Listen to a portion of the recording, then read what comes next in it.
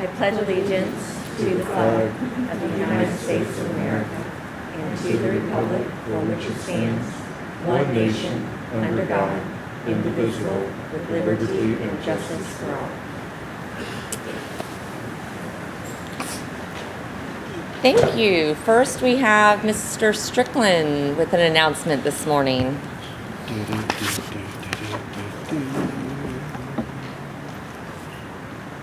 Good morning, Vice Chair Cole, Dr. Williams, members of the board. I'm pleased to announce the hiring of our latest and newest Associate Provost at the Seminole campus, Dr. Lisa Borzuski. Lisa lives and resides in Seminole. She's a married mother with 2 children. She started at the college in 1999, serving as a tutor and worked in the business office. She then went on to be an adjunct instructor at Downtown, Midtown, along with Gibbs. And in 2005, she was hired as a full-time instructor in mathematics, followed by where she was the last 10 years as the academic chair for mathematics. She serves many, many committees within the city of Seminole, serving on the Seminole ecosystem. She's active in her community and the church. Please join me in welcoming Dr. Lisa Borzuski.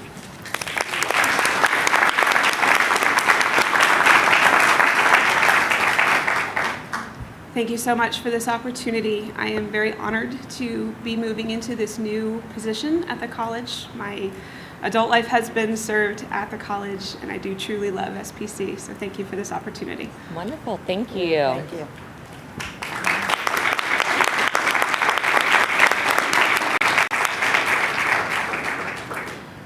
I just in our comments this morning, I wanted to compliment Mr. Foster. I think you captured in your invocation the spirit of graduation on Saturday. It was really amazing to see so many people walk and be so excited, and the thrill, it gets me every time watching, listening to the families cheer for their loved ones, and really how excited everyone is. And Dr. Williams starts each graduation by having the graduates stand and sit with various aspects of their demographics, whether they're the first time in their family, college graduates, whether they are a parent, whether they work during college. And it is always humbling to see the sacrifices that each one of the students make uniformly to get to that point and walk across the stage. So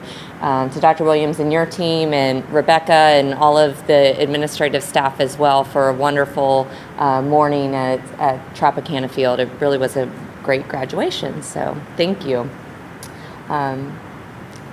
Mr. Foster, Ms. Bello, anything else?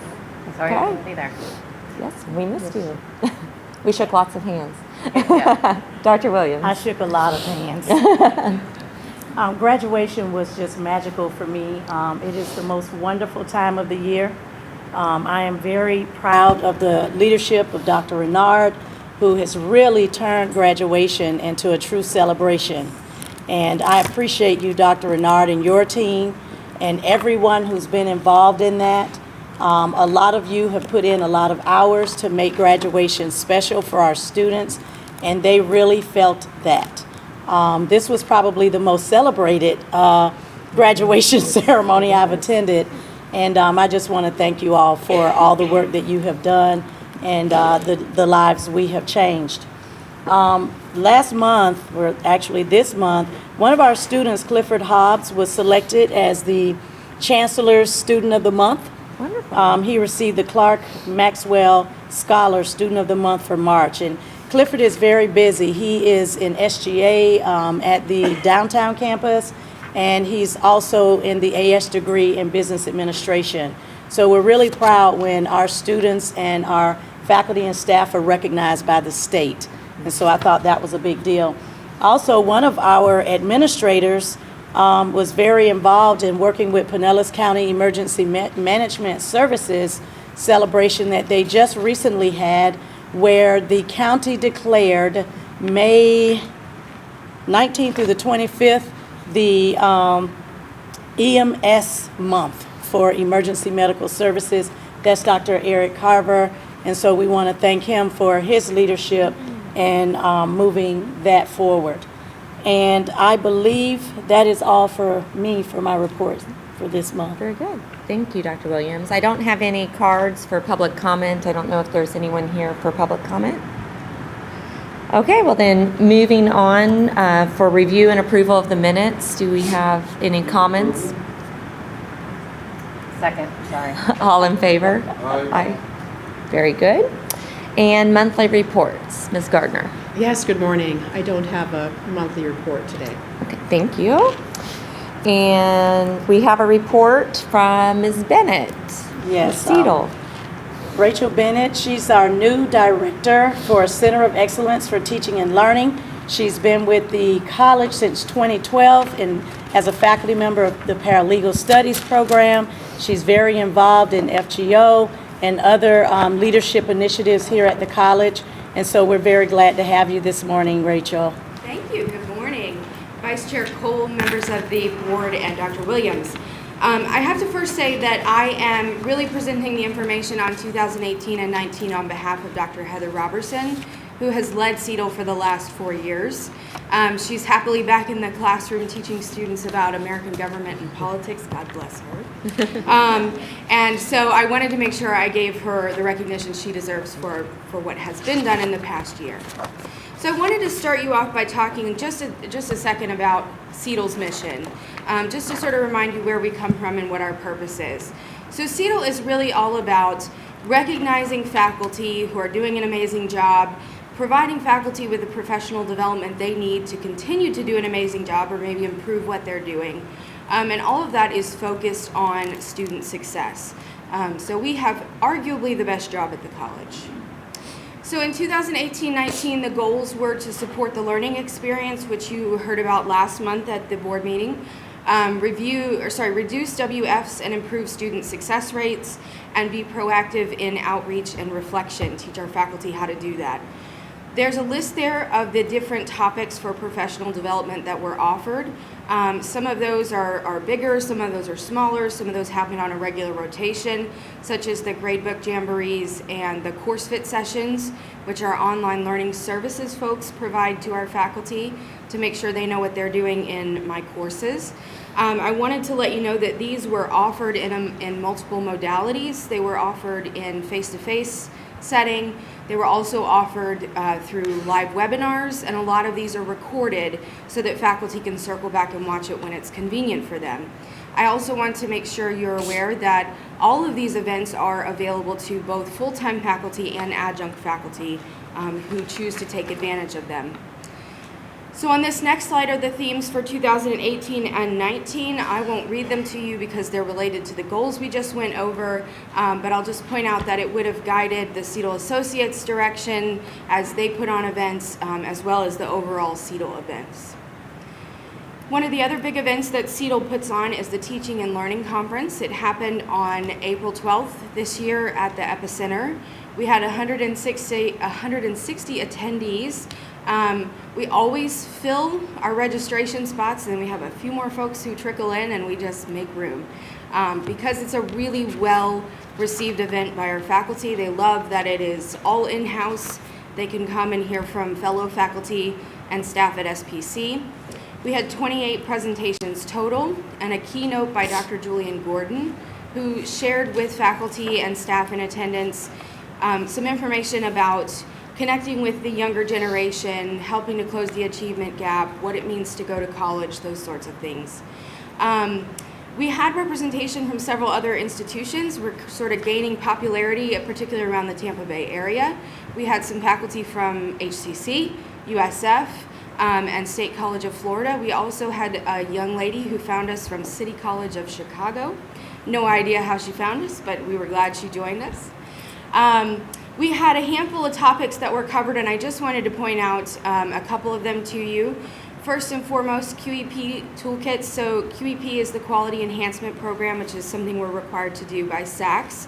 And so this year we're doing Ready, Set, Succeed, which is providing students with help in figuring out how to be successful in college. So the time management toolkit, learning how to learn through metacognition skills, all those sorts of things. So the purpose in having that at the Teaching and Learning Conference was to make sure faculty know we're providing them with tools and skills they can put in their classes to help their students, regardless of whether those students are participating in the quality enhancement program otherwise. Also, I wanted to point out that we had 2 sessions on culturally responsive pedagogy. One was put on by Melissa McAllister, who she did the whole session, explained some best practices, shared with folks what they should know about culturally responsive pedagogy.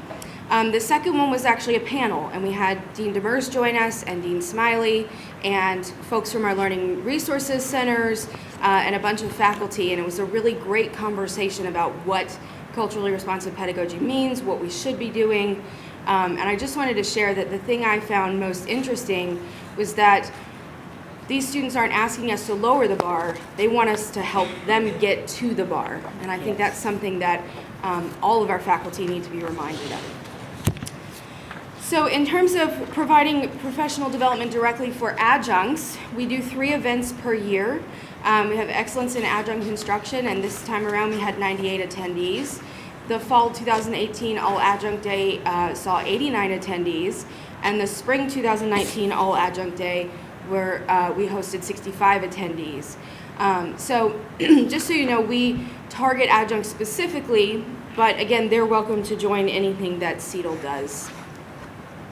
A few more things we do, lots of exciting things.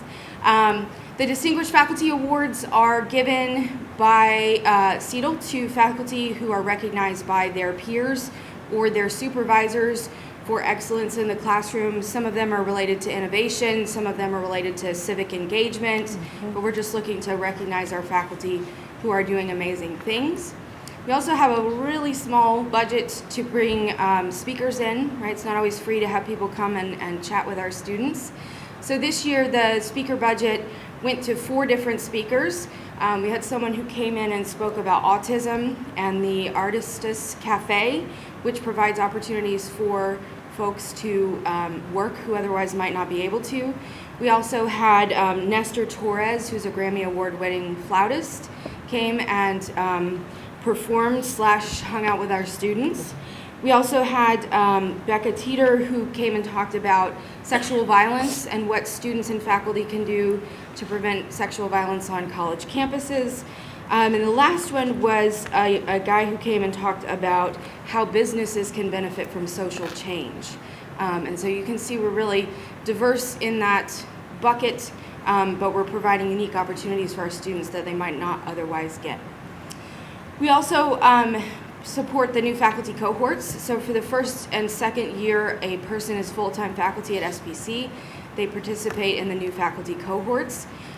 Because we've had sort of a small class the last couple of years, they were combined, and so they work together to get to know SPC better, spend some time talking about what are the best practices in the classroom, and those sorts of things. We also support a video studio, which allows all of our faculty, adjuncts and full-time alike, to come in and record professional-looking videos, right, as opposed to the ones that I record, which are like camera on top of my laptop. But they're able to do it in front of a green screen. We provide them with the support they need for making it accessible, getting a transcript put together, all those sorts of things. So that is fantastic. Okay, so a few numbers, right, because we had to prove that we're worth our weight here. So we offered 146 hours to folks to attend. That was attended by 1,269 faculty, and of course there are duplicates there because some faculty come to multiple events, for a total of 6,196 hours. We had, in terms of modality, 482 folks took advantage of the webinars, and 659 times people took advantage of face-to-face opportunities.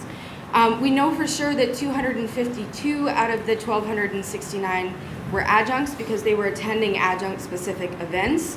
And then we had 17 folks who were in our new faculty cohort. So the next slide shows a little bit of a comparison over the last 3 years. On the far left, you will see the numbers for the last 3 years in terms of how many faculty have showed up to different CETL events, and that's a 12% increase over last year. In the middle is the number of hours offered, and this graphic illustrates an 8% increase over last year. And then on the far right is the number of hours faculty were engaged in CETL events, and that's an increase of 19% over last year. So continued success in that regard. All right, so next steps for CETL. We have brought on 3 new board members. If you're not familiar, our board members have a limited time that they can serve, and then they rotate off. We, of course, would welcome them back later, but it's good to have fresh blood in, and want to make sure we keep a healthy cross-section of campuses and disciplines. So we've added Todd Van Aken, who is in radiography. We've added Amber Eslin from the communications department, and Robin is from dental hygiene. So we now have a really healthy representation from North to South County, workforce, general education. We've got a really good mix there. We are adding new CETL associates. They've been selected, and we're changing the model. So prior, the CETL associates were assigned campuses, but what we found is that there were pockets of faculty who were underserved. And so we're trying a new model. I can't answer all the questions because we're not there yet on how this is going to work, but where they are given a grouping of career and academic communities. So for example, all the workforce folks are in one grouping, and there will be one CETL associate who's assigned to provide professional development for that grouping. And we're hoping that that means we can have better contextualization of the professional development, sort of avoid these pockets of folks who feel like they're getting left out. We will continue to support the learning experience, the mental health initiatives through the SAMHSA grant, the quality enhancement program, and Ready, Set, Succeed. And then we also partner closely with online learning services because those folks have brilliant ideas about how to use our learning support system to do the best things we can in the classroom. So the next steps for CETL. First, we need to improve faculty engagement. We want to make sure all faculty are taking advantage of the professional development opportunities in CETL. We want to improve communication with faculty. Let's face it, we all get about 1 million emails a day, right? So we want to make sure CETL is one they look forward to. We also want to think of some new ways to recognize faculty that don't involve money, because budgets are tight, but that's okay. I've heard that the most coveted reward is a parking spot, so that's free, surprisingly. And then we'll definitely be focusing on the 5 areas of improvement from the learning experience that were identified and expressed at the last board meeting. In addition to that, we're kind of looking at the idea of a student-faculty partnership where students are actually paid to sort of attend a class that they're not enrolled in and provide feedback to the faculty member on what's going well, what could be improved. It's a model that Florida Gulf Coast has put together and has really provided them with some awesome information. So we're kind of looking at that. And then definitely on my radar is better serving the needs for adjunct faculty, because we want to make sure they feel as included as full-time faculty. Can I answer any questions? Any questions? Comments? Great. I look Okay. forward to Thank you. coming back in a while and giving you some more good news. It's wonderful to see the engagement increase so much over the past few years. Yeah. Good job. Thank you. Nice work. Let's see. So our next up is Dr. Crawford. Good morning, Vice Chair Cole, members of the board, and Dr. Williams. I'm here to share some information about our spring success rates. So we always start with our course withdrawals, and you'll notice that this spring we have a continued decrease in our course withdrawals. It's only a negative 1.1%, which isn't as great as the course withdrawal decrease in the fall, but you need to take into account that we actually had 1.3% increase in enrollment, so many more courses, and we're still showing a decrease in course withdrawals. Moving on to our course success rate, if you go to the bottom line, you'll see that our spring course success rates are at 77.6% when I pulled the data for this presentation, and it looks much lower than it has in previous years. Our spring course success rates are always pulled right after courses first go in. So it doesn't take into account any of the additional late grades that are put in, nor does it include dual enrollment. So usually we have somewhere between a 0.5 to a 0.9% increase. So you'll see this number go up next time you see spring. So this is not to be worried about. In fact, I pulled it yesterday and it was already at 77.8. So just a little more information. I always try to remind you that we have this goal of 2021 to reach 80.8%, and we're well on our way. And then, of course, if you look at the graph next to it, you're like, oh my gosh, what is this slide? So the slide represents, again, that difference in when I pull the data to when it actually comes through. Our annual course success rates, which is the blue line, the top line, that includes our fall rates, our spring rates, and our summer rates. So we're still waiting for summer to come in, and that's always our largest, our highest success rate. It's usually in the low 80s. So that will provide us an increased bump. And it also, we also have to take into account that when I pull the fall and the spring, we're already at 78.4% with those two semesters combined. So this kind of just gives you an overview of where we're at. So now we get into the really messy slides, and we're looking at the spring comparison for overall rates broken down by gender and by race and by ethnicity. And if you remember last fall, I mentioned we've always shared the graph that's over to your left. That's just kind of showing your trend data from year after year after year. And what we want to focus on now is that gap analysis, which is the chart on the right. So I'm going to talk briefly about that. So the first thing I want to make you aware of is that our male line, so that's our third line down, our male lines are actually flat spring over spring. This is good news, especially when you look at the gap analysis, which is down negative 1.6. It's kind of in that orangey pink color. That's the lowest gap that we've seen in a while. So we're actually decreasing that gap between our overall and our males. So that's a good sign. We also have excellent good news about our Hispanic Latino, especially our Hispanic Latino male populations. You'll notice that they would continue to increase their success rates, and their gap is getting better and better every spring. Unfortunately for our African American population, our African American male population, that is not the case. We continue to see they are the groups that are in greatest need of our help, and you're going to notice that this trend, this widening gap, continues slide after slide. So when we look specifically at our FTIC student success rates, now this represents a very small population in the spring. Normally in the fall we have a greater population of first-time in college students. This spring this only represents about 4,000 students. That said, we do see a small increase in our overall success rate for all students.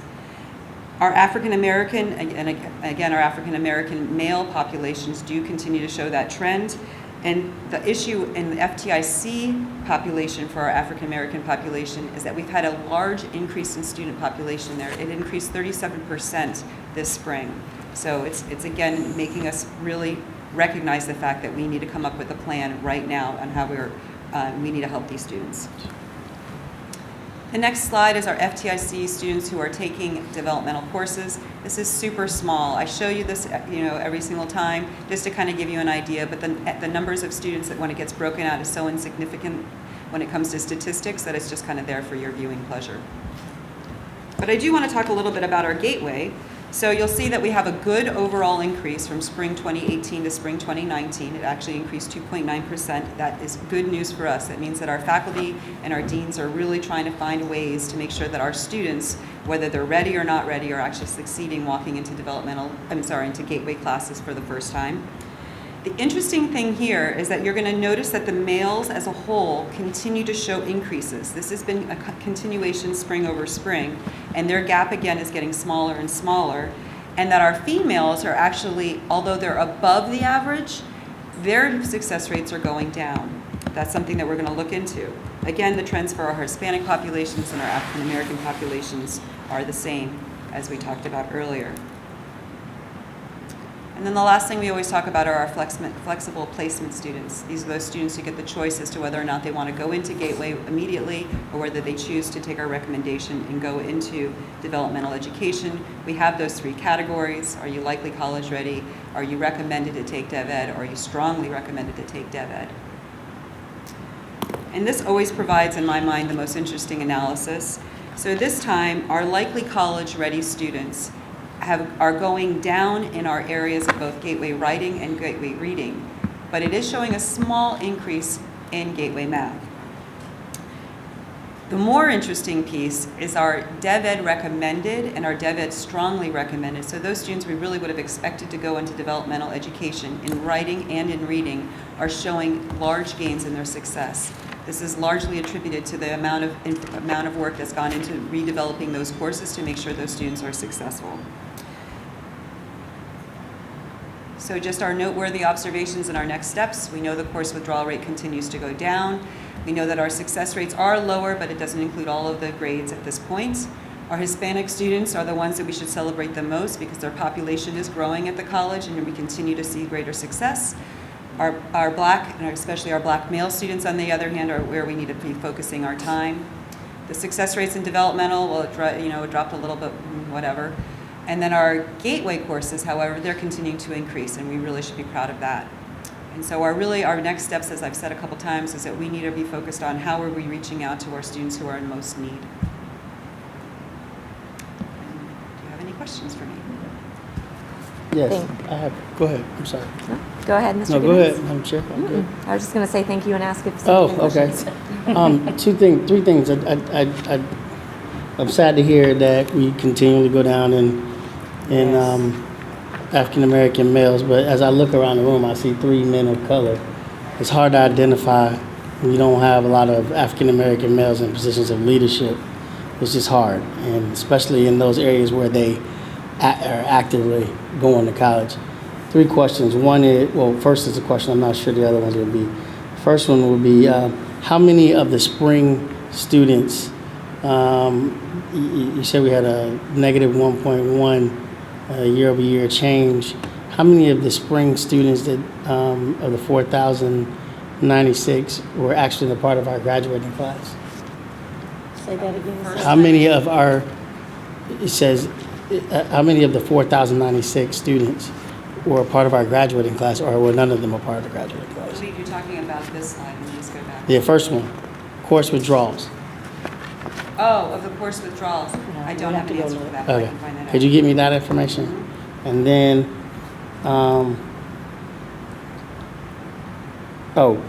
and you said that in writing that the young people that are entering, right? Am I right about that? Has decreased. Their skill level has decreased in terms of their writing skills. No, what I've said was I the just wanna make sure students I heard who you we correctly. most expected to need the most help are actually succeeding. So those students that we recommended that they go into DevEd, or we strongly recommended go into DevEd, had the highest increases in their success rates. Oh, they have increased in Yes, okay, they're good. doing better than All right. expected. Just want to make sure I heard that correctly. Thank you. I have a question. Do we know how we compare statewide or nationally with the African-American males and their success rates? Not for our African American males, but I can get that as well, broken down. I think that would be interesting to, is it us that's failing or, clearly something needs to be done, but I would like to know how we compare to other even state colleges. Absolutely, I can get you that. That's very good. Mr. Foster.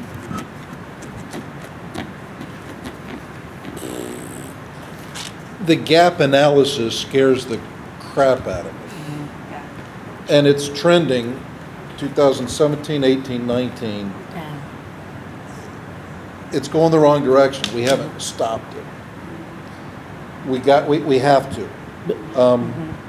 And we've been saying we need a plan for 3 years. Well, Where's the now plan? we need a plan. And hopefully soon.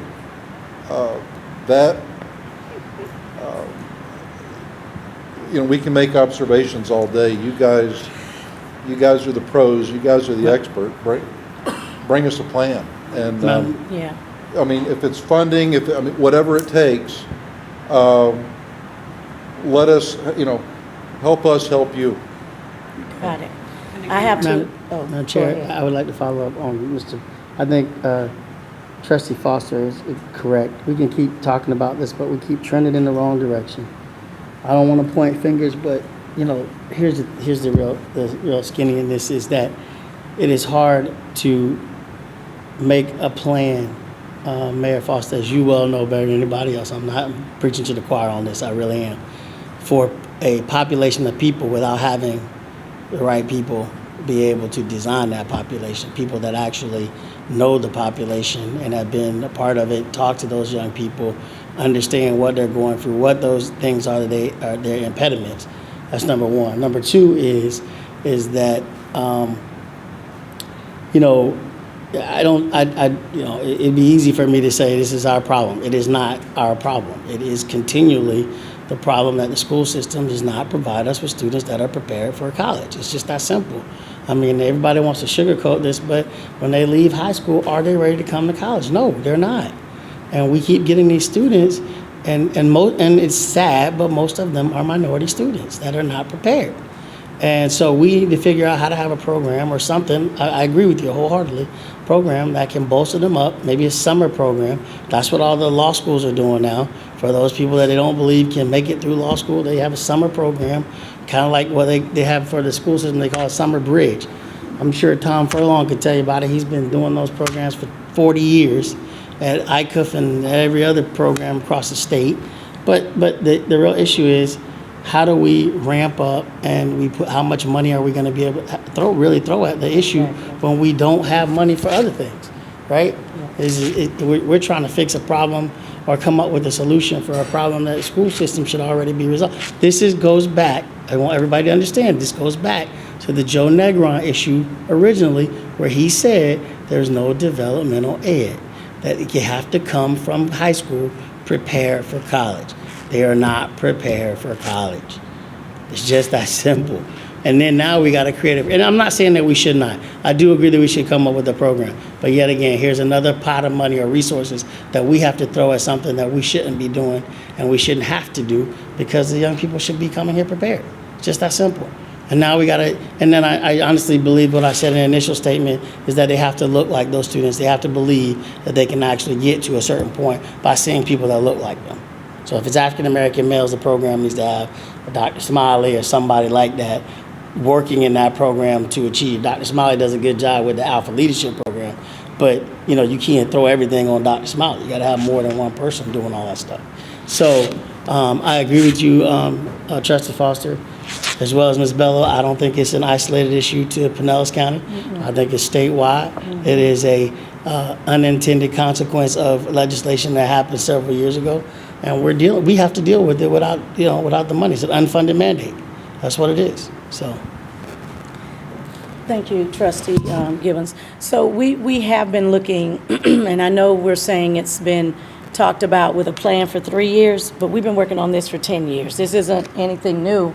But I think the important part is we could definitely look at programs and funding, but a part of it has to be that community of care, and that we believe in changing how we work with students who come to the college. And Trustee Gibbons, as much as we want them to be college ready, because the average age of our students, they're 27, 28 years old, and they're not college ready. And so I think that one of the biggest things that I pushed the team on for the last 6 months has been looking at equity, training the entire college family on equity. We've talked about pedagogy in the classroom and how to work with students of color in the classroom, and we do need to look at a program for our African American males. But the thing that I don't want us to lose in these numbers is that it's not just the males, it's the African American student. It's the entire population, and it is causing me to pause. I am concerned about how we engage them when they start here at the college. And so we're digging a little bit deeper than just a program, because you can plot a program in anywhere, but the people who work with the students have to be able to understand how. How do you work with these students? And it wasn't when I started, but a long time ago, I started the program for African American males, Brother to Brother. It works. It works very well. Women on the Way works very well. But we're still talking about a culture that still has not really been oriented into the college in a way that helps them succeed and stay. And so we don't want to come back next time and say, we don't have a plan, because we will have a plan and we will be working the plan. We do have a summer program, Summer of Success, which is heavily populated with minority students to help them bridge the gap and get prepared for fall enrollment. The challenge is we do have African Americans who start in January and who start in the summer. We need to change how we work with students and figure out how to help them be acclimated into the college and be successful. And so that is something that's going to take above a program. We need a program, but it's just like software. You can buy the software, but the people using it need to know how to use it. Same thing here. So we're working on equity and training the entire college family and understanding the importance of equity and how we do provide the culturally sensitive pedagogy, but also services. I also agree with Trustee Gibbons in reference to our minority hiring, and we'll definitely, we already are looking into that. If HR was here, they will tell you that they've already been working on that piece to bring that to pass so we can improve it. But I do agree we do need to improve on our employees of color. So I think you said Dr. Williams, I don't want to take that out of context. It's not about hiring just minorities. It's hiring strategically. right. For example, and I have no problem saying this, I go on the record. We have a person who does not understand Midtown running the Midtown campus. That doesn't make any sense to me. And I just go on the record about it. I mean, so cool. it's just strategic in hiring, that when people come to that campus, when they see the person that's in charge, they don't look like them. That is hard.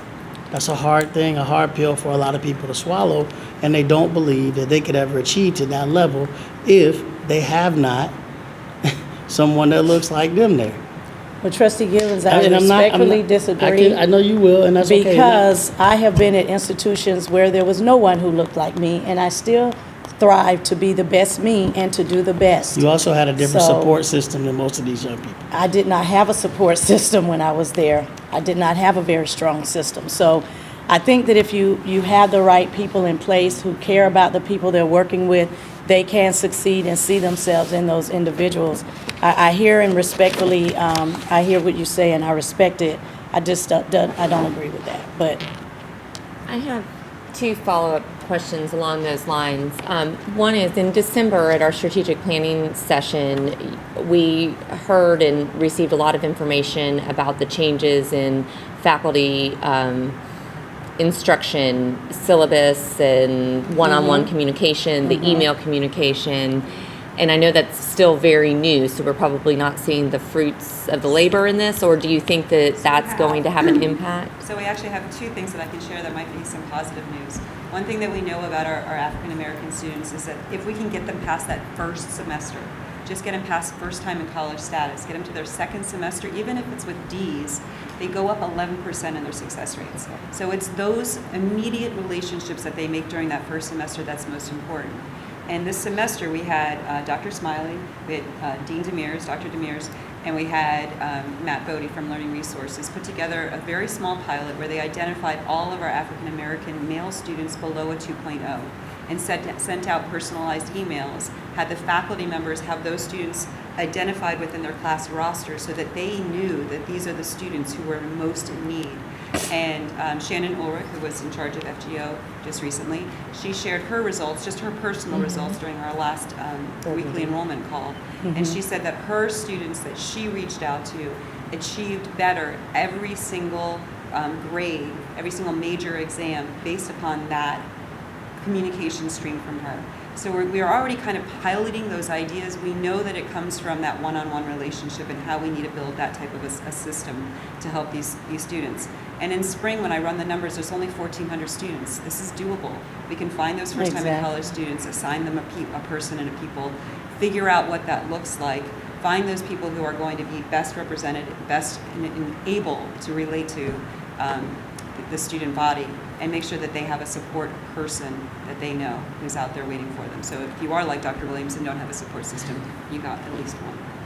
I do want to say, Trustee Cole, that last month, Dr. Ulrich did bring you the report showing the changes that have been made and the improvements.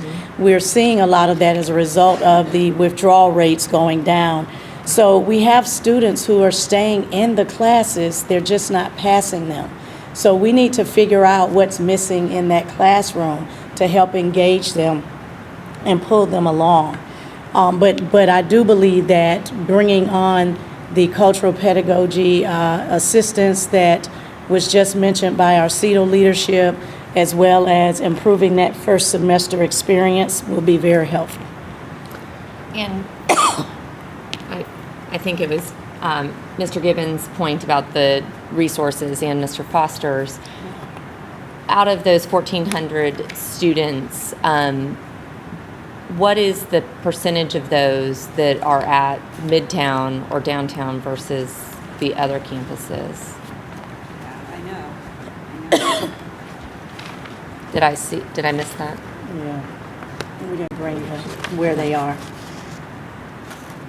It's that usually wouldn't be a question I would be concerned about, except for, I know prior to my service on the board, I mean, it was very intentional to open the Midtown campus in an attempt to address this need specifically, and from a financial standpoint, having Jesse here and looking at things more holistically, I feel like if we can identify a specific population and location, it opens the door to those other funding opportunities that may not be available directly through our tuition dollars. So the answer to that question, 30% of that 1,400 were at downtown, midtown campuses. That's where they took their face-to-face classes. Okay. And of the entire population of the 4,000, 25% were taking the classes. So those who made it to the next semester.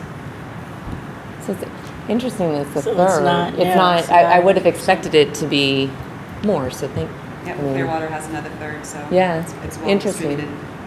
And then Gibbs, slightly under a third. So I think from a resource allocation standpoint, that helps define that. It's yeah. really more college-wide. It's more, not yeah, just- interesting. A quick follow-up. Dr. Williams made a great point that I didn't think about. When I think of first time in college, I think of recent high school grads, and that's not the case. And No. so she had to check my head a little bit with that. When you come back, I mean, this is all data-driven, and I love it because I think we can learn a lot. If I could kind of glean age groups, I think that'll help me. We had that for you. We can send that I out. thought you Yeah. might. In fact, 52% of our students are above the age of 26. That's Right, but I mean specific these to people. the population. of this population. This Okay. we're talking about. So the- Okay. And I have that breakdown. I can share that with you. Yeah, and if I could see that as we've trended, plug that in, that might help. And I also, gosh, in my former life when I worked closely with the Pinellas County school system, going way back to choice schools and magnets and all of that, going back multiple superintendents. Socioeconomics was such a huge deal. Title I. Nobody, and this goes back 15, 20 years, nobody was overly concerned with the racial makeup of schools as much as the number one concern was the socioeconomics of the makeup of the school. Nobody wanted an all-poor school, Right. which is something I had to learn when it came to high school. How does that equate to what we're talking about here as far as socioeconomics and achievement gap? Is there any relation at all? I haven't pulled Pell, non-Pell, but I can do that We with can the pull students it. who are on full. Most definitely. Yeah. That's statewide, too. Yeah, Mr. Foster. and that'll help. And Thanks. I wouldn't know whether or not there's a difference between them, but I would find out obviously between our African-American population and others. Right. Because When it- a lot of times when they're in that same state, there's a possibility that it could be more similar across all students. Across all. over. Right. Can we see the success rates tied specifically to the age in that population? I think that might be helpful. The other thing, Mr. Foster, that's a statewide issue. It is tied to socioeconomics. Number two is, if you look at the Pinellas County schools, remember, when you were mayor, they put those programs at the schools, the magnet programs, right? And they were predominantly what?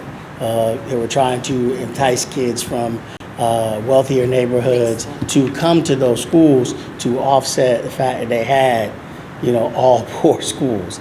And so what you had was a population of kids who made the school an A or a B based upon their grades. And then you had this whole other population that was never allowed into the magnet programs or anything that were struggling through.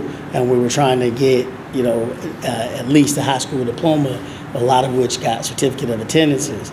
So whether you're 18 or 26 and you decide to go back to school at 26, you came out and you didn't have.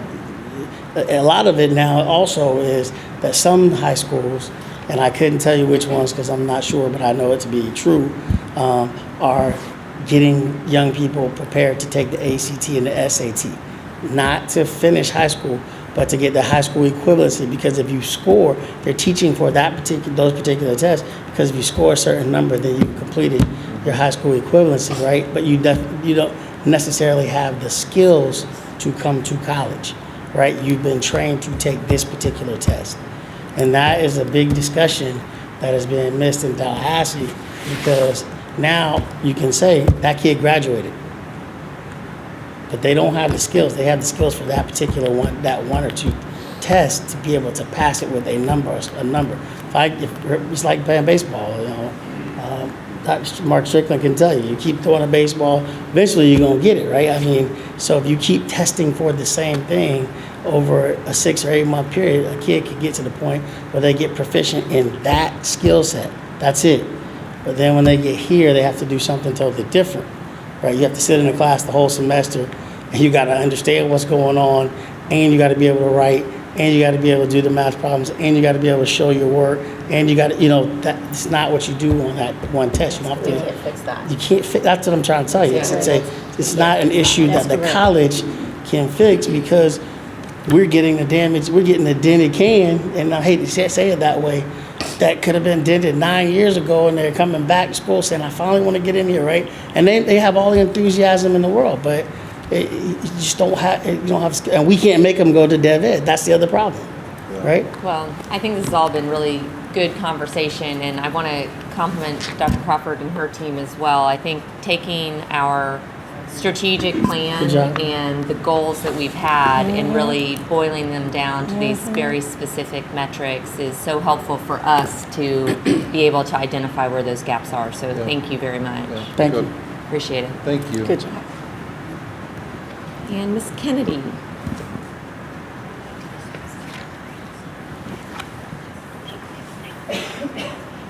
And I'm going to hand the chairmanship over to Mr. Foster, because I know this is his favorite topic, for just a moment. So.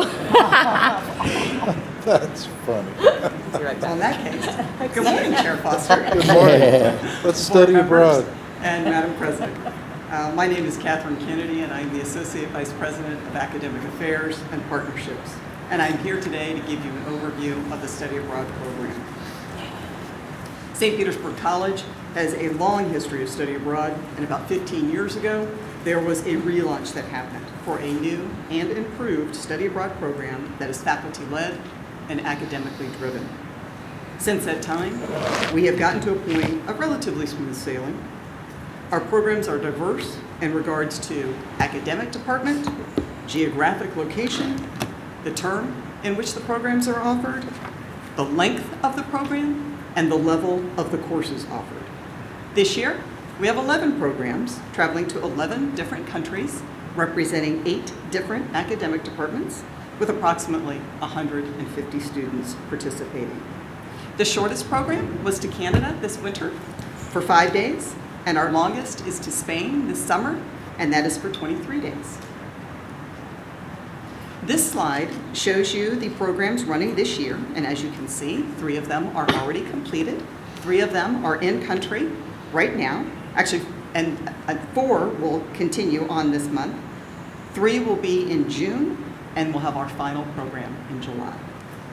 5 of these 11 programs this year are run with the partner Education First, or EF, and another 5 of the 11 programs are running because of a relationship that has been built. Our programs have as few as our minimum of 10 students enrolled and up to as many as 25 students. What I'd like to do today is to give you an overview of the program process. The Center for International Programs, or CIP, works collaboratively with faculty and deans in order to create a variety of programs for the year. We have gotten to a strategic place in the planning because we now have a 5-year plan that allows for faculty rotation. And it verifies that we are covering the various academic communities, geographic locations, courses at different levels, as well as offering during various times of the year. The brainstorming does begin with our wonderful faculty, who will first consult with their dean for an idea. And if given permission to pursue, they will work with us to iron out the specifics. This is when the faculty create a proposal. And this happens about a year in advance of the travel. A program is not brought forth to you all for approval until the minimum number of students, 10, is reached. This 10-to-1 student-to-faculty ratio was established in the fall of 2017 in order to become more fiscally responsible. This timeline allows us to properly market to students and take care of all the details, loading the courses, arranging for travel, adding the program to the website, the application period for the students, interviews to be conducted, verifying that students are in good standing, the application fee being paid, and mandatory orientations are held. These details are easier with a partner, which is the trend that has been increasing since it not only reduces cost to St. Petersburg College, it reduces the liability and also the staff overhead. We have a faculty who will lead a program and they work on development and implementation, but we make sure to have an alternate or a shadower. This serves two purposes. Someone is in line in the emergency situation that the lead faculty cannot travel. And the second is to serve as training, so that a faculty who may wish to travel in the future, that they've been able to shadow in order to learn the ropes. These faculty-led programs have served our students well. It is a huge undertaking for our faculty and the dean of the program, along with the international staff. The work happens constantly throughout the year. When we are planning for programs for the next year, there are programs in country this year. The main purpose of my presentation is to make sure that you are aware we are being good stewards of the college by constantly monitoring and planning the access that we have for students to study abroad. This slide shows you our 5-year plan that ensures a variety of program offerings while being cognizant of the quality versus the quantity. We must limit the faculty-led programs due to the attention to detail, but we do not want to limit our student options. Therefore, we also work with various vendors that can offer many more programs. Again, St. Petersburg College cannot offer everything to students. Therefore, these strategic external partnerships allow students all kinds of options. This slide shows current companies with whom we partner or are in discussions for future programs. Our faculty are very engaged in this process, and I'm very appreciative of the time that they take to meet with the representatives to see if the company can give their students the experience they desire. These outside options not only allow for St. Petersburg College faculty to work with a vendor so that they don't have to reinvent the wheel, but it also allows students access to programs that St. Pete College can't offer, like semester-long programs, or STEM-specific programs, or programs specific for our athletes. It's all about knowing what we can do well and how we can partner with others for what they do well, again, in order to serve our students. Not only are we monitoring the types of programs, but the cost. The international travel costs for faculty are presented to you within the personnel report each month, and you have been wise to ask questions about those costs. We wanted you to know that we too question them, and we work diligently to find cost-saving methods of operation while maintaining quality programs for both our students and staff. With that in mind, I'm here to present the whole picture to you, as opposed to the small piece of information you see in your packet each month. In the chart, you can see that the expenses for the 11 programs this year is a little more than $73,000. This includes the ECH, the equated credit hour that is paid to our faculty, as well as the cost of their flight, their meals, their lodging, their cultural excursions. The revenue for the 11 programs is a little over $80,000 for a positive balance of approximately $8,000. It's meals for the faculty that really are the thorn in our side. That is because of the federally mandated per diem, and it is usually more than what the faculty actually spent. However, we are required by law to reimburse the faculty at this per diem rate, unless we're working with a partner who include or provide those meals.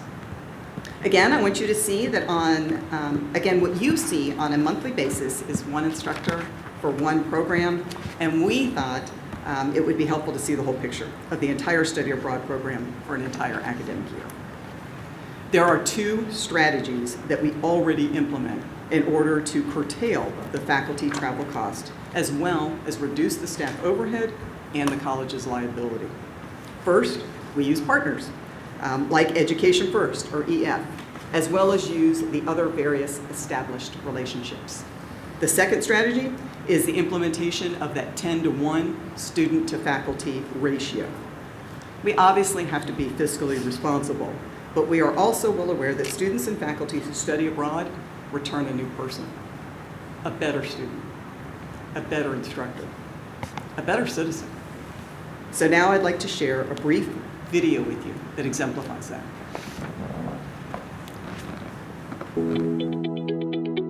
One of the things I love about teaching study abroad and taking students is that I found that many of my students have never been outside of Florida, let alone on a plane. The absolute magnitude of what I'm able to offer them by leading study abroad programs is just amazing. I absolutely love it. That's what makes my job so special. My love of traveling really is what made me want to study abroad. Bonaire has the most beautiful coral reefs in the world. When I was there, I worked with the Reef Restoration Foundation, and I really liked what they were doing there with growing the corals and transplanting the corals. And that was really something that I just fell in love with. And after I get my degree, I plan on moving to the place that I studied abroad at in Bonaire. I just knew that that's what I wanted to do with my career. I studied abroad in Canada. I think it definitely gave me an appreciation as well as an awareness that there are just so many different kinds of people and they all have different ideas that they can bring to the table.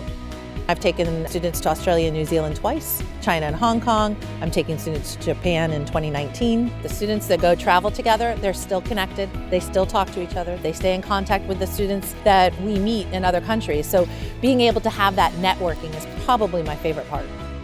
I learn the most when I'm traveling. Being able to also earn college credits while doing that, I thought was the best opportunity for me. We're able to give them this opportunity with the pricing that we have that they normally would never be able to do on their own.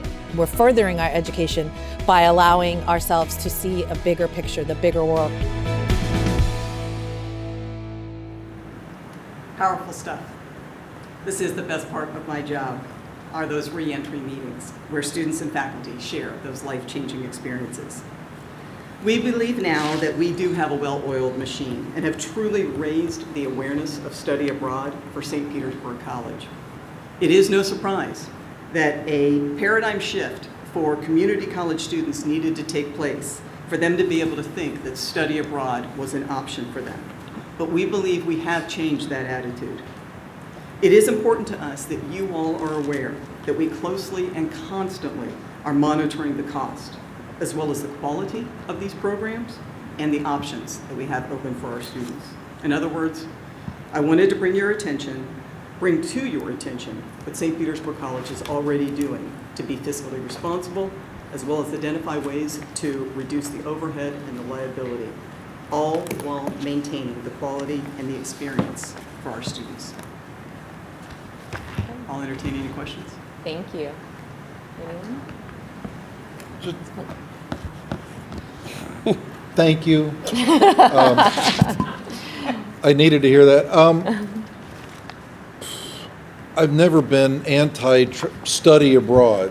In 1983, I spent a month in the Soviet Union studying. Now that trip was heavily paid for by the Soviet Union and Yuri Andropov, but I wasn't inundated. I'm not a Russian mole with the college. But no, it was interesting during that time period to see different cultures, different mindsets. I mean, the Soviet Union, the big red machine, was just an incredible study. I've always been concerned with cost versus benefit. And that's, and from what you're telling us, it made money. So benefit is great, cost is nothing, and by the way, we make a little bit on the side. So I'm okay with that, but it was a good report. Save it, because I suspect 10 years from now, you'll have a new board and they'll ask the same question. I find that in government or anything we do, these things come about every 5 to 10 years. So yeah, good report, save it. Thank you. Thanks for coming. Very good. Ms. Hunt. Oh, no. 'Tis the season. Good morning, Madam Vice Chair, Board Trustees, Dr. Williams. This morning I'll be presenting to you 4 pieces. One will go over the brief monthly budget report. We'll also look at our fiscal year 19-20 budget proposal. I will be asking for approval for our lab fee schedule updates, and also answering a question that Trustee Coles had a few months ago. So first we'll look at our revenue. We see here our student tuition and fees came in at about $60.3 million. Our state funding at about $55.8 million, and our total revenue amount of $122.5 million. The chart below is a chart you are familiar with, where we look at our student tuition. But here on this chart, it breaks out the tuition into the credit. So we see here for the credit portion, we're about $522,000 above what we budgeted for this fiscal year. Our PSAV, which is our post-secondary adult vocation, we are about $25,000 above the budgeted amount. And then our non-credit tuition, where you see in the last few months we have been trailing a little behind on the budget projection. Next, looking at our expenditures, we are about 83.3% through the fiscal year, and you see here we're about 82.4%, and our personnel for about $91 million. Our current expense at about $24 million, capital at 1.4, for a total operating of $116.3 million. Looking at our revenue minus expenditure at about $6.2 million. Just as a reminder, we'll see that number decrease, but we are still projecting a small surplus this fiscal year.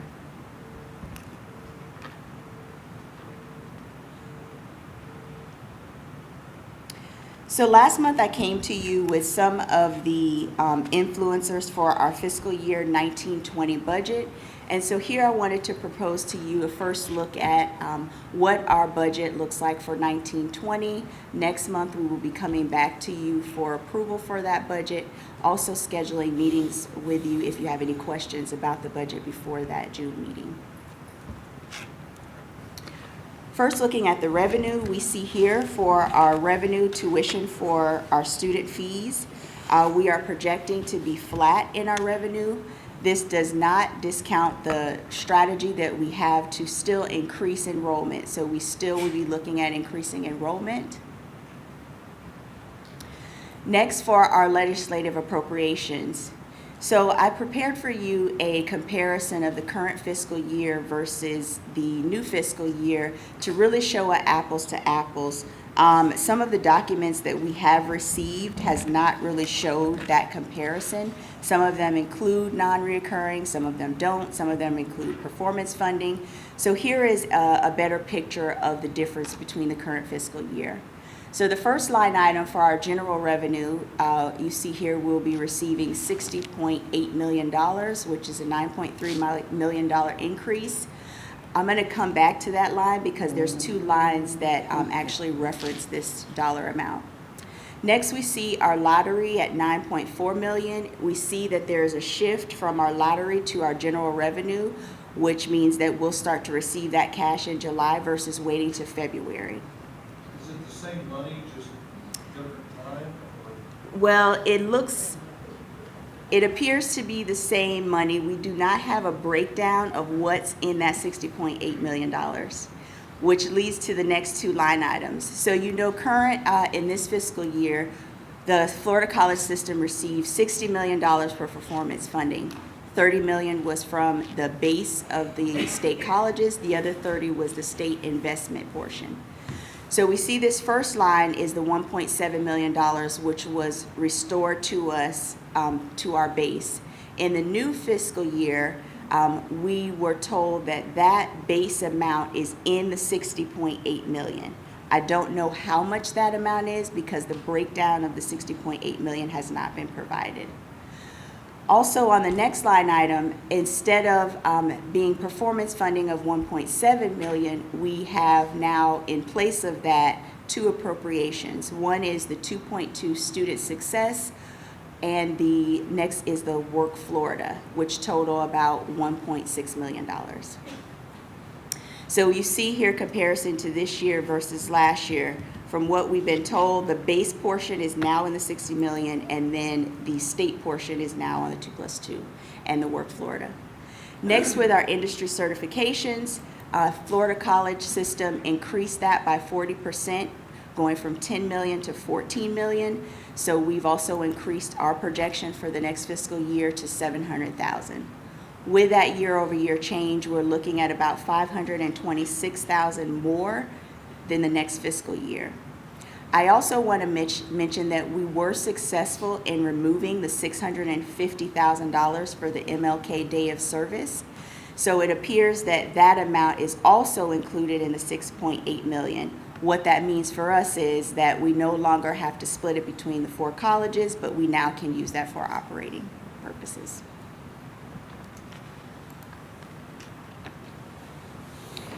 So next, for our other revenues, this includes our facility rentals. It also includes our interest, dividends, and some other miscellaneous revenue.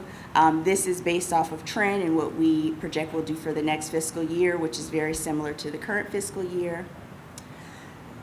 Our fund transfers in from our auxiliary fund. As I mentioned last month, we still continue to see that decline. And we also want to make sure that we're continuing to build our reserve in our auxiliary, so we reduce that amount to 2.5 million.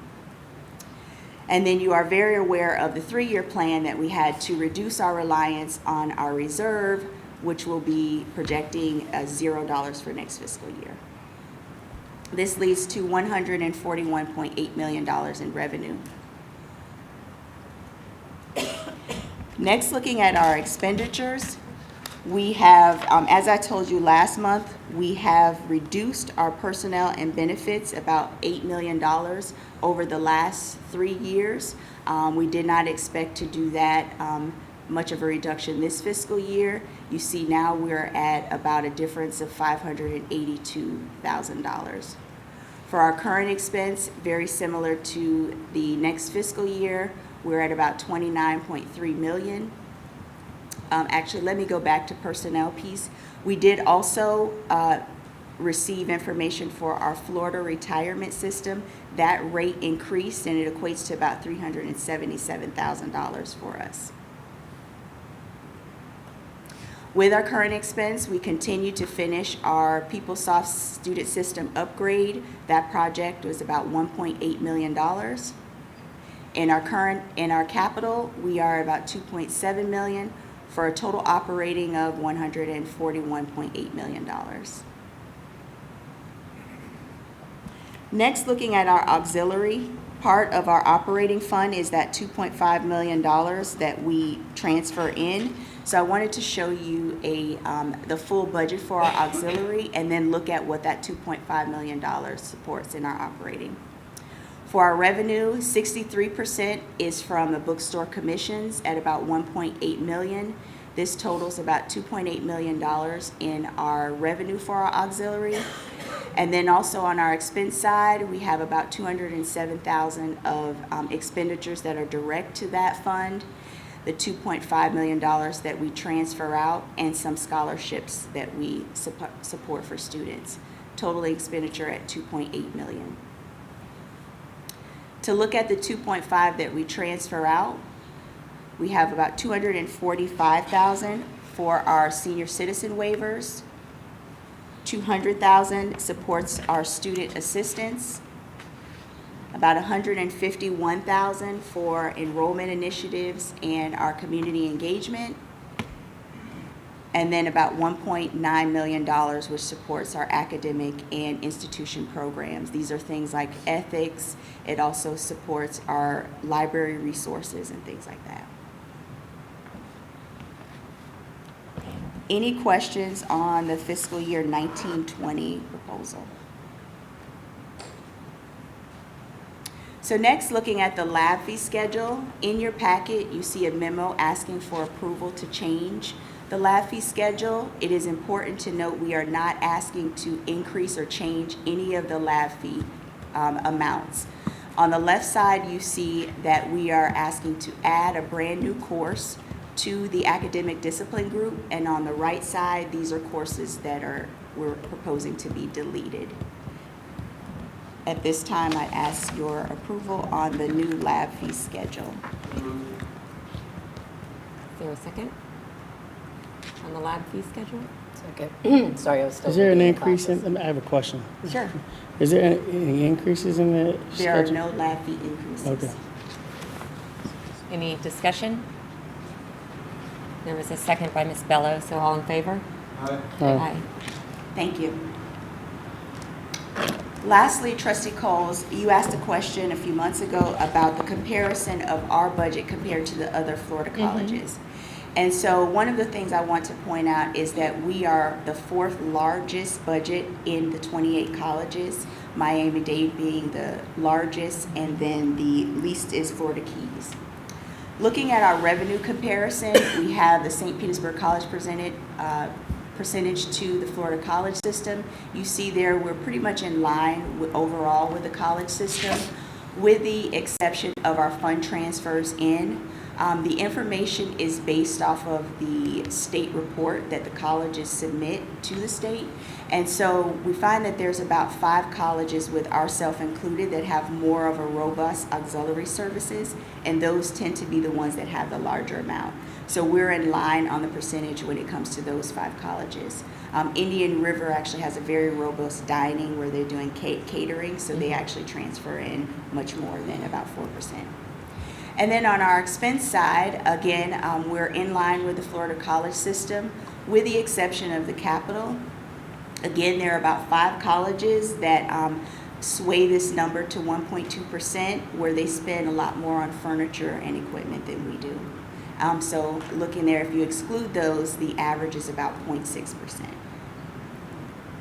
Any questions on any of the presentation? Thank you for bringing this back, and it's good timing in light of the end of the legislative session. So I know that I had asked that question originally when we were looking at the budget, preliminary budget numbers in January, February, because in anticipation of the legislative session, I was curious just where we fell relative to the other colleges, what our numbers were, and also in getting Mr. Turtle revved up for all of his strategic work that we're doing from a revenue enhancement. I just thought that was an interesting number to look at. So I'm happy to see that. I'm not surprised to see that we're right in line, but it is certainly validating with respect to that. And I think then we can take that as a platform to really take off on other things. So thank you. Any questions for Ms. Hunt?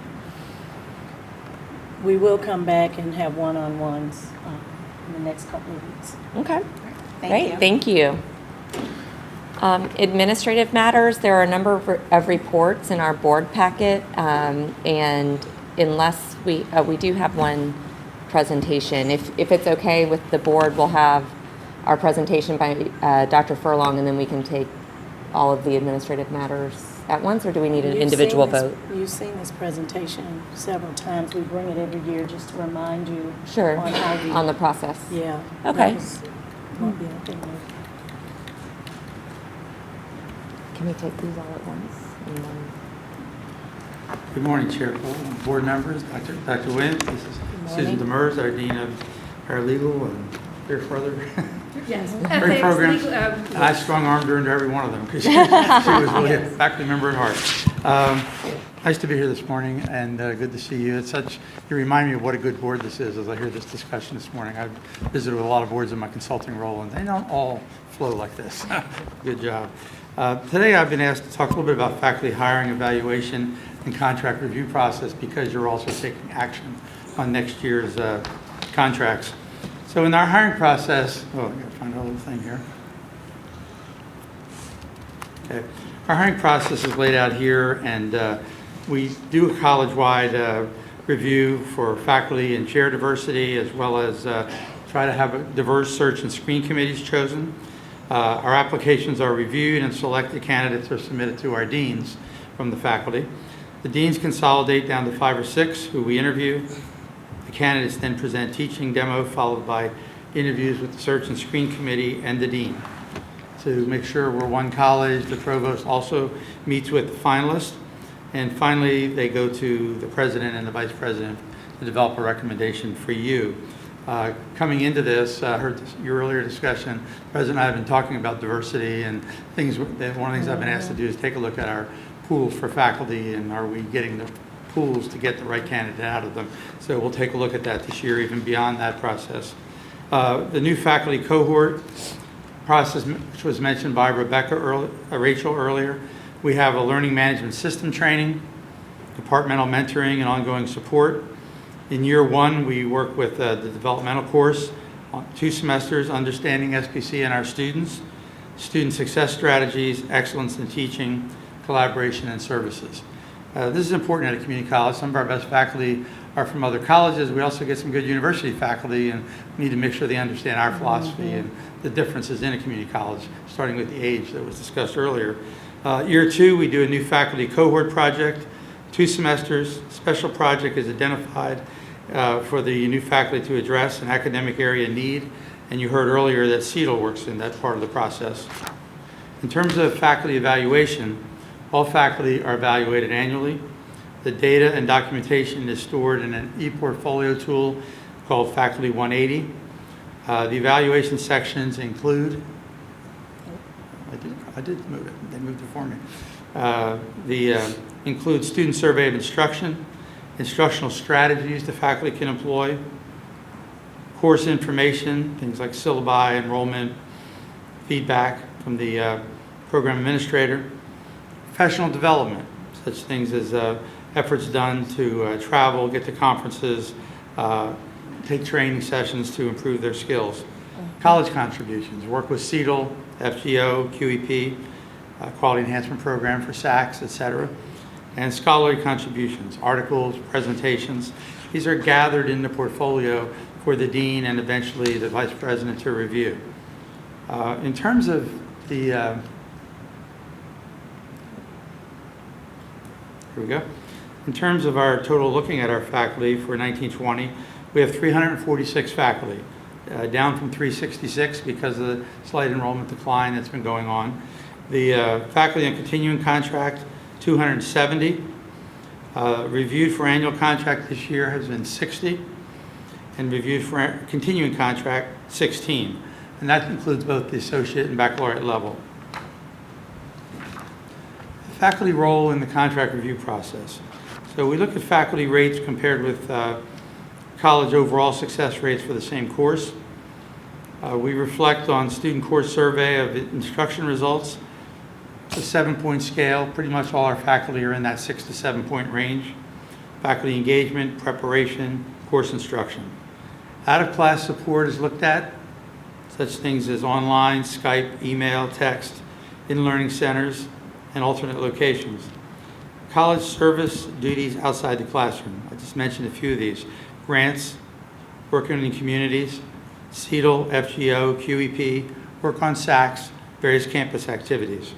And finally, professional development completed in the growth plan, internal and external events, conferences, going back to graduate school for advanced degrees or courses, presentations, and articles published. There's a lot going on during the year we keep track of, and then the deans have that available to them. I want to ask Susan to mention a little bit about the dean's role in all this. So what Dr. Furlong just described to you is actually the reflection process that an individual faculty member goes through, filling out, looking at all those pieces. Then they sit down with their respective deans and they look at that data. And so a big piece of the reflection is actually looking at the numbers, looking at the student success, the student survey of instruction, but also looking at their success rates and having that discussion with the dean about how it looks within the department, within the whole college, and how things are trending in their particular academic field.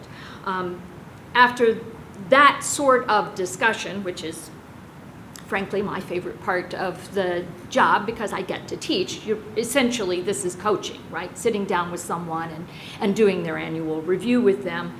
And then looking at that, each individual dean makes a recommendation as to whether the annual faculty member should be renewed or whether the people who have hit the 5 years and are thus eligible for a continuing contract will receive a continuing contract. So there's a choice. They can be moved forward for 1 more year as an annual person, or they could receive that continuing contract. Obviously, this is a whole continuous feedback situation, and I just think I want to emphasize that the idea of the personal reflection and sitting down with your supervisor is sort of the norm here at the college. If you look at our other staff folk, that's exactly how they get evaluated. That's exactly how I get evaluated. My constituent faculty, if you will, fill out an evaluation of me, and I get those results before I do my sit down with my immediate supervisor. Thank you, Susan. So this year, before you today in the personnel action is our 2019-20 recommendations. So there were 60 faculty up for annual contract. We're recommending 58 of them for annual contract, and we're recommending 2 of them for a 6-month contract as their deans continue to work with them on a performance plan, a success plan. In addition, for a continuing contract, we had 16 that were looked at. 13 of them are recommended for a continuing contract. 1 of them is working with their dean on a success plan for the coming year, and 2 that we have what we call suspended because the program, the orthotics and prosthetics program, as we dropped the bachelor and went to the associates, we're still working out that program with Shriners and with our local community to make sure we promote it properly and get the enrollment up before we commit to the continuing contracts. Those 2 faculty are aware of that. They're on the team. That was a program that I had the honor of helping start my last time here. So we're going to get together in July with some of the different people in the community and try to promote that. If we can get the program going, great. If not, we'll have some other decisions to make. But around the country, the 2 years is a successful thing for O&P. In Canada, that's all they have is the 2-year program. I had a chance to visit that in my last time at the college. So we're going to work on that. So we're recommending 13 for continuing and 1 for annual on this one. And we're glad to take any questions today. Any question by the board? We have 3 reports to approve and recommendations: a personnel report, the faculty annual contract and continuing contract recommendations, and the executive, administrative, managerial, and professional contract recommendations. If it pleases the board, we can take one motion to approve all 3 of those reports that are in your binder. So moved, Madam Chair. Any discussion? All in favor? Aye. Any opposed? Very good. And thank you, Dr. Furlong and Dean Demers. Naming of the facilities, the Seminole Chamber Civic Building name. There was a report and memo in our packet. This comes to us from Mr. Strickland. I recall last year we were here when the college received a check for the funding of this building on campus, and the recommendation is to name the building after the benefactor. The Lurie's. Is a motion? There is a motion? Second. All in favor? Aye. Aye. Any opposed? Wonderful. In the consent agenda section of your packet, there's no old business, and in new business, there are 4 reports for grants and restricted funds contracts and as well as the learning management system renewal. Second. All in favor? Aye. Any opposed? None. There are no other reports, and now we're on to the president's report. All right, thank you so much. Appreciate it. Just want to give you some information on what happened in the legislative session. There were a lot of changes, as Trustee Gibbons mentioned, were forthcoming in the session, and you've heard a little bit about the budget and some of the changes there. They did not use the normal performance-based funding model. They switched that to a 2+2 model plus a Workforce Florida model. And so we're going to tease that out a little bit more to understand all the pieces of those changes so that we're better prepared for that for next session to move forward.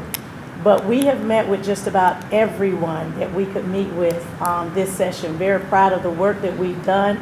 From Governor DeSantis, we did get an invite and was not able to make that because of the timeline. President Galvano, Senator Simpson, Senator Brandis, Senator Stargell, Representative Sprouse, Lottballa, and many more. And so you guys have seen us running around to meet with those individuals before session started and through session all the way to the end. So I was very excited about the new relationships we formed and the things that we have done to make that happen. We asked for a little over $4 million from the legislature this year, and we did a lot of work to get that. We did not receive the $4 million as we were hoping to receive, just as many other colleges did not receive what they asked for. I think that we need to change our strategy going forward. And to do that, we're going to need a lobbying firm. I believe that Trustee Gibbons and I have had a couple of conversations about that, but I do believe that if we work with the foundation board, we may be able to get some resources to do that, to move forward. But we did walk out with a little closer to $1 million. I could be a little bit wrong, but that's what we're able to see right now. The way that the information came out this year was so different than in the past that we have to really dig for the information to make sure that what we're reporting to you is correct. We have a meeting today at 4:30 with the commissioner and all the college presidents, and we're going to be working on budgets and where we're going forward for next year. So I'll have a better report for you from today's meeting. But I do want to let you know that we are happy that the legislators did shift the money from lottery to general fund, so we will have funding from the beginning and not waiting until February. The 2+2 program is talking a lot about transfers and making sure that our students are prepared to move forward. We still have to do work on our underprepared students. I think that's still going to be a part of Workforce Florida and making sure that our students get through the first time. So there's going to be some changes that we're going to need to make there. We were successful with the day of service funds and being able to bring that back into our revenue stream instead of, it looks like we had the money and then using it for sharing with other great colleges that are participating. Maintenance dollars were not allocated for the colleges this year, so we're going to have to do some work on how to maintain our buildings and our facilities. That was changed. They also changed the support for FRS, where the colleges are going to have a larger, the lion's share of paying for that, which you heard earlier from Jeanette's going to be about $377,000, which is an additional fee that we had not been paying in the past. And so we're going to send you something in writing as soon as we get all of the deep details. We want to make sure that we're correct in our interpretation of what we're looking for.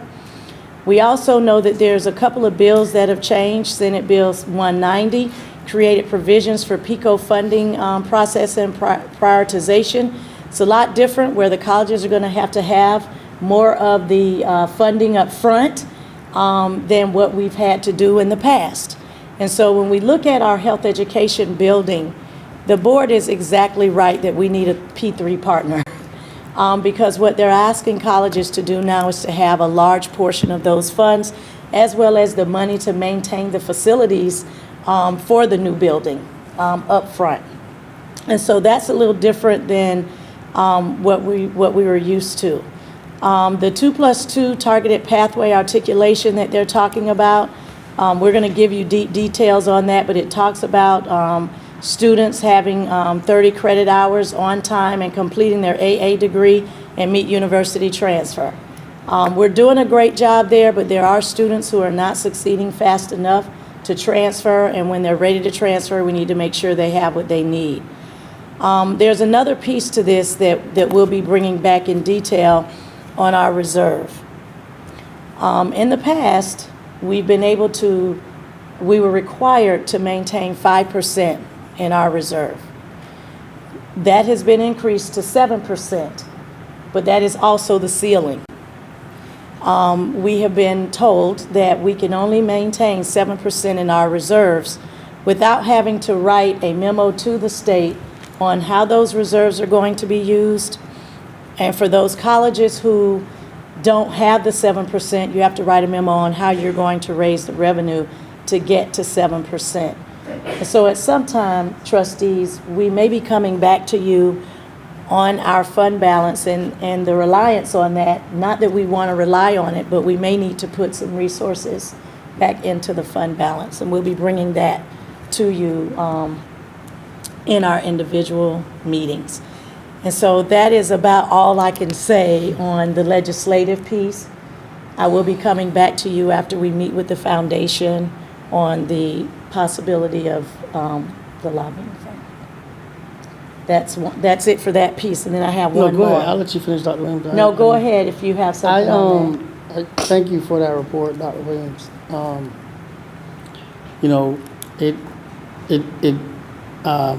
It's tough because we all sit here with our different expertises. I would definitely not tell Katie Cole how to go and do air rights and other things for buildings, and would definitely not figure out how to. I would never want to do a magazine. I can tell you that right now, because people think it's glamorous, but you got to raise money. Like, it's tough. You don't have to do that.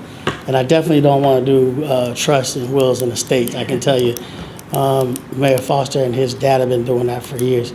But this is my area of expertise, and I feel bad because I feel like I let you all down, but it's different, and we really do have to, as a board, we're going to have to meet with the foundation. And I tried to warn everyone, not just Dr. Williams, everybody on this board, that things were going to change. And I knew that they were going to change because that's what lobbyists do. We get inside information. You can't just figure, and this is not a slight on Dr. Williams or anything that she's done. So please, in the audience and on this board, don't take this as such. You can't always take someone from the process, drop them back in the process, and think that they can go make things happen. It's just not possible all the time, because getting meetings, believe me, they're going to give Dr. Williams a meeting. They're going to give us a meeting. You know why? We influence votes. You influence votes at the end of the day, then you're an important person from the region, so they're going to give you a meeting. But for example, we have 3 months now before session actually starts. Session ended not a month ago.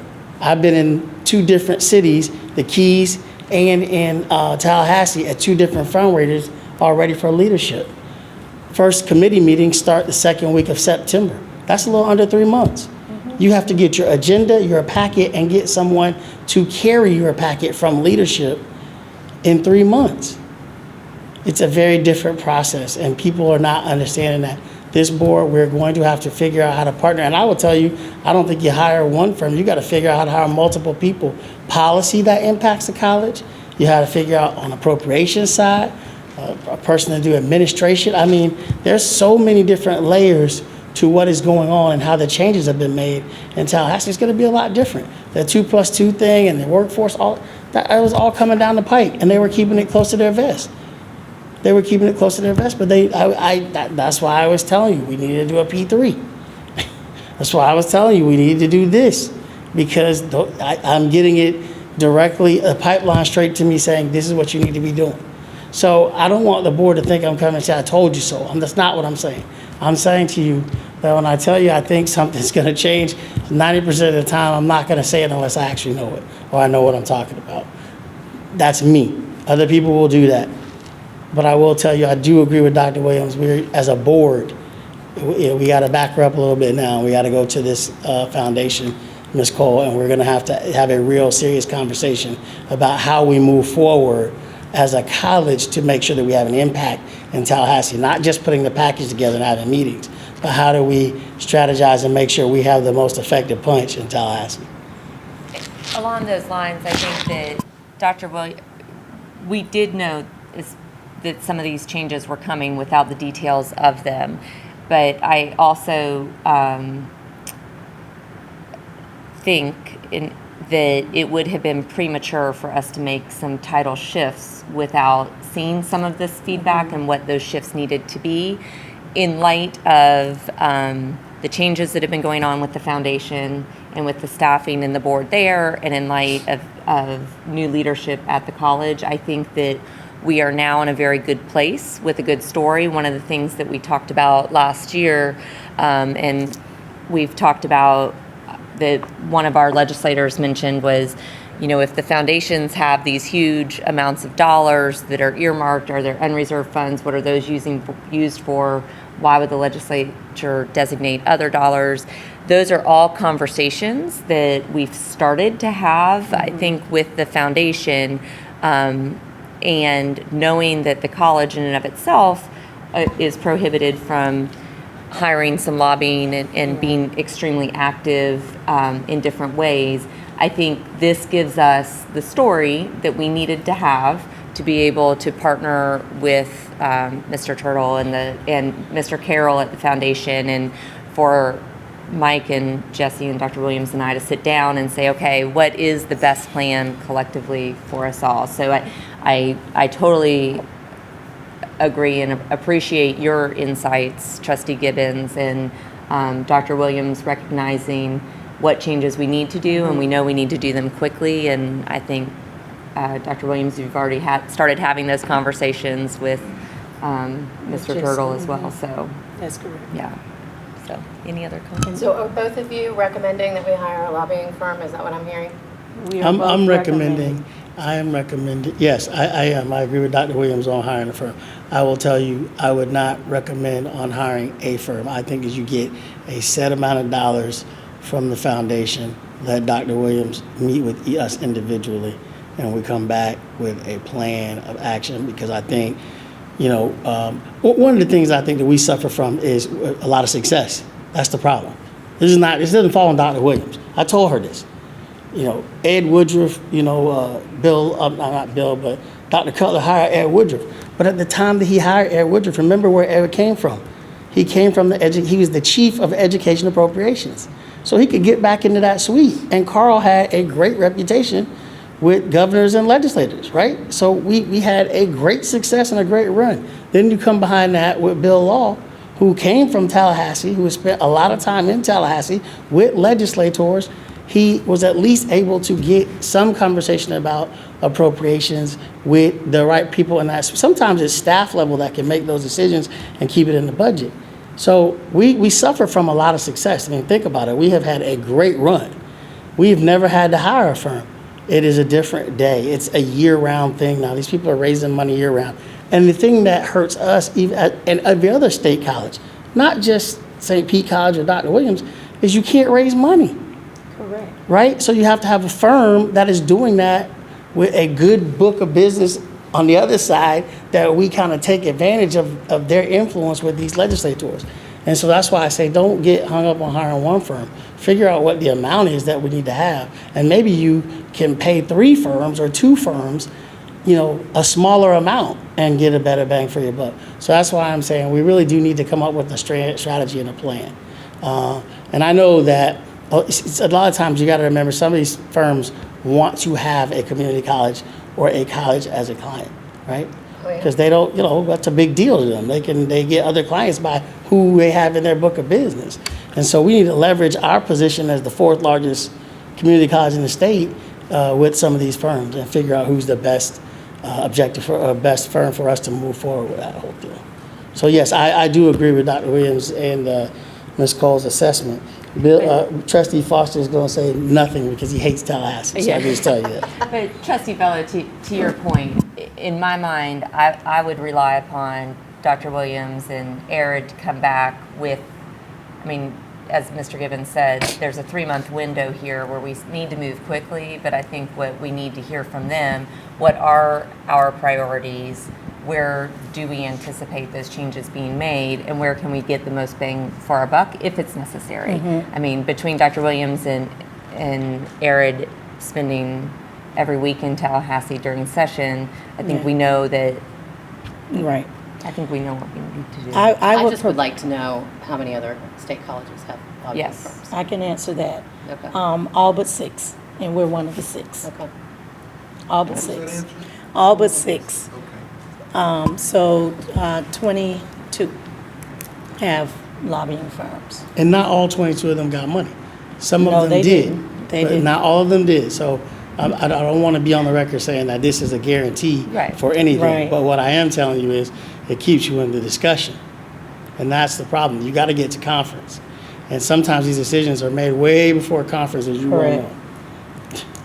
So what I would propose is that the board allows me to work with Mr. Turtle and the chair of the foundation to talk about the possibilities, because again, their budgets have been set and we had not brought this forward at that time. So I would like to have that opportunity and bring that back to you in my individual meeting when you do my eval, which is coming up in a couple of weeks. I make a motion that we give Dr. Williams the authority to move forward with to have discussions with the foundation on adjusting their budget, if at all possible, with Mr. Turtle and the chairperson of the foundation for help with the legislative process.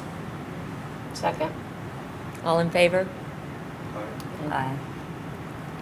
Thank you. All right. And then the next thing I wanted to share, we've been very diligent with our construction of the St. Pete Gibbs Student Success Center. We've been meeting with them every single week to make sure that both parties are on the same page and everything's going well. I've been giving you guys updates and reports. I received a memo yesterday that Lima Construction shared that they're about 110 days behind. And so I wanted to make sure you knew where we were and that Dr. Miles and I are looking into what's going on here and where we landed. We met with them week before last and was not made aware of that. And then this past week we were made aware. And so we're trying to comb through what those issues are and how we move this forward, because we really need to open this building in January as proposed. And I'll bring back some detail on what that looks like. And that's my report. I don't know if there are any questions. I just want to make a couple comments about that. I find it extremely disappointing that we can have a partner in the construction of such a significant campus project that failed to communicate such a significant issue. Week after week, our staff meets with them, and to, within a 7-day period, all of a sudden learn of a 3.5-month delay when we're only 6 months away from completion is just extremely disappointing and concerning. And I know Mr. Miles will be looking at the details of the contract to see what types of notices the contractor is required to give us, what regarding delays, what type of communication we've received formally or informally, and whether that would count as sufficient notice. And honestly, the reason this is such a big deal, and I'm try not to play lawyer on this one, but I mean, this impacts all of our facilities. When we are planning a new building, we have people moving from other campuses, from other buildings. We have an entire facilities plan. We've been working for 2 years on all of our facilities. Who's going to site where? Are we going to sell buildings? What's the timing of the sale of those buildings?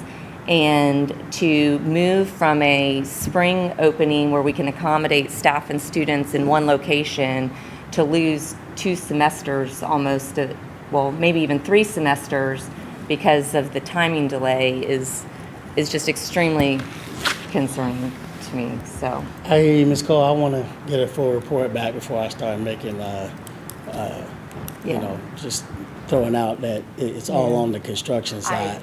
I want to make sure that I got all the facts. So I hear you. I understand that. And I'm sure Mr. Miles will talk to them. But I know that there were several discussions that were going on back and forth that could have delayed this. And some of this could be on us. It could be on them. So I just want to see. I want to get a full report before I start making, you know, decisions about who's in the wrong and who's in the right. So. I don't think I'm saying who's in the wrong. I know, what I'm but I just saying don't want to is, cast aspersions from a on communication people. standpoint, it's extremely. Well, but also on the communication side, what if we hadn't communicated something? I want to make sure that I hear both sides of the story before I start doing that.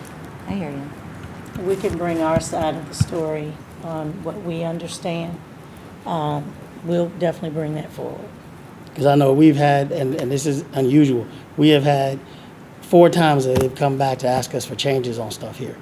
And that is very unusual since I've been sitting on this board. Normally, we run, we let it go, and we let the whoever the builder is do what they got to do. I've heard more about this building than I have any other building in the history of this college since we've been building.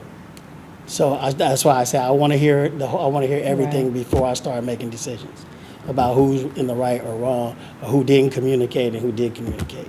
And I mean, I just don't want to do that until I have all the facts. And I'm, especially with the state focusing on construction and the funding that they give to institutions, we're really making sure that we're doing things the right way and in the best interests of the college and our students. So we'll bring that report back in my individual meetings. I'm going to try to get it to you as quick as possible. Thank you. Okay. Now we're open for the high school. Any other business come before the board? Oh, that's it. We'll get a report back. Yes, sir. We have information on what occurred in the meeting and what was said, so we can bring that back. I think that's it. Anything else? With that, we'll be adjourned. Thank you.